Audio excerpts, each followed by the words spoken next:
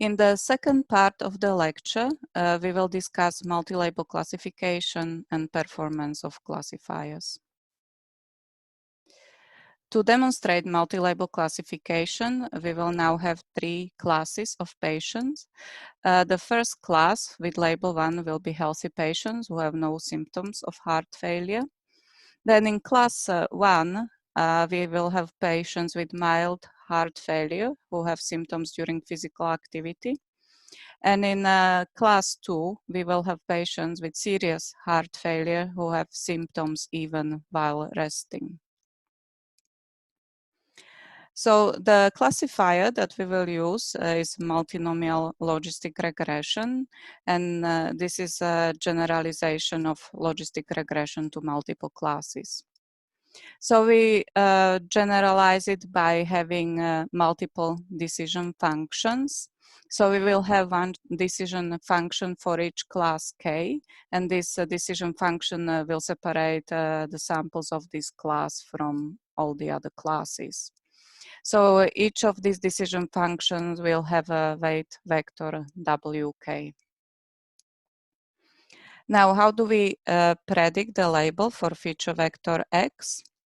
First, we calculate the scores for each class. These are the outputs of all the decision functions. And next, we convert these scores to probabilities using softmax function. So because we use softmax function, sometimes this type of classifier is also called softmax regression.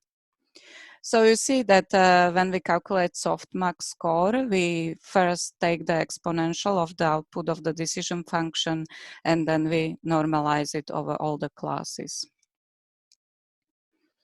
So finally, we will assign the class with highest probability to each sample.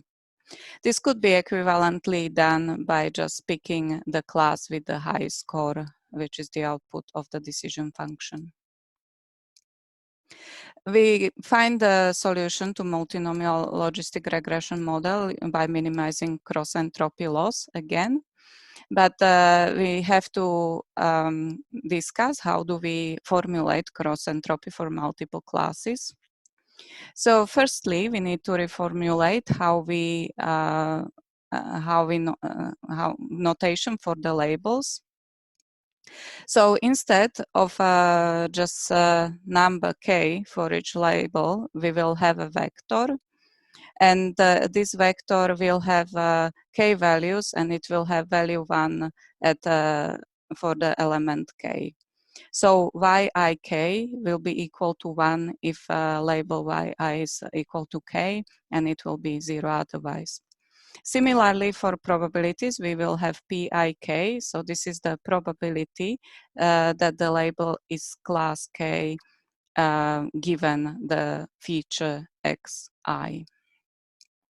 So as for logistic regression, we use gradient descent or other numerical optimization method to find the solution. Multinomial logistic regression is implemented in scikit-learn in object logistic regression, but we have to set this parameter multiclass to multinomial. We don't have to do it ourselves because scikit-learn will do it automatically for if it detects that there are more than 2 labels in the data set. So here is the example of prediction of heart failure with 3 classes that we described before. And you see that we still have linear decision boundaries, but we have multiple boundaries. And we achieved a cross-validated accuracy of 0.89, which is quite a good score. We can also plot the probability maps for each class. In this plot, bright yellow shows high probability for that class, and green shows low probability. So you see that the healthy patients appear mostly in this area, and severe heart failure on the other side, mild heart failure in the middle. So how do we calculate the performance of classification? So you already know that we can use accuracy, which is just a proportion of correctly predicted labels. And accuracy works for binary and multi-label classifiers. Accuracy is default classification performance measure in scikit-learn, and it should be calculating using cross-validation unless it is calculated on the test set. And you already know how to calculate it. This is a reminder. You've seen this kind of code before. Now, accuracy has some limitations. In particular, it's not reliable for unbalanced data sets when there are very different numbers of samples in the classes. So let's look at an example of an unbalanced data set. Let's say that 90% of the samples have label 1 and only 10% of the samples have label 0. And if we take a classifier that assigns 1 to all the samples, it will achieve accuracy of 0.9, even though it did not learn how to separate the classes. So clearly here, accuracy didn't give us a good measure of performance for this task.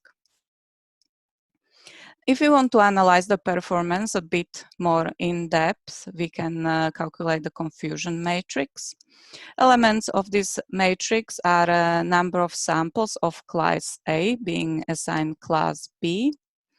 And a perfect classifier would have non-zero elements only on the diagonal. As you see here, these bright elements. And bright diagonal also means that we have good performance. Here is the code, how we calculate confusion matrix in scikit-learn. So we see that we have function confusion matrix for that. And the arguments are the true labels and predicted labels. And we predict these labels using cross-validation. For that, we have function cross-val predict that will split the samples into k folds, as cross-validation does, and then feed the model to k minus 1 folds and predict for the remaining fold. And that way, we don't overfit with these predictions. Once we calculate the confusion matrix, we can plot it using a function matshow. If we want to visualize the most common misclassification, we can set the diagonal to 0. So if we do that, we see that the most common misclassification is this one. So this is true label 2 and predicted label 1. So we see that most commonly patients with severe heart failure are classified as mild heart failure.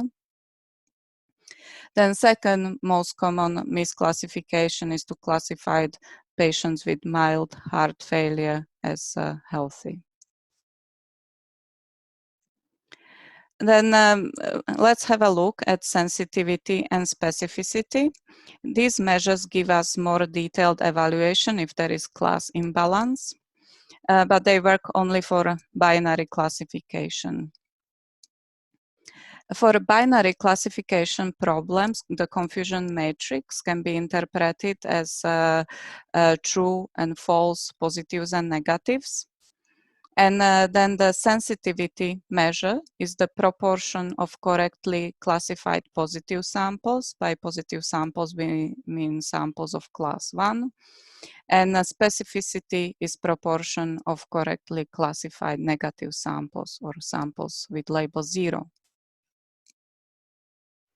So let's look again at our example where 90% of samples have label 1 and only 10% have label 0.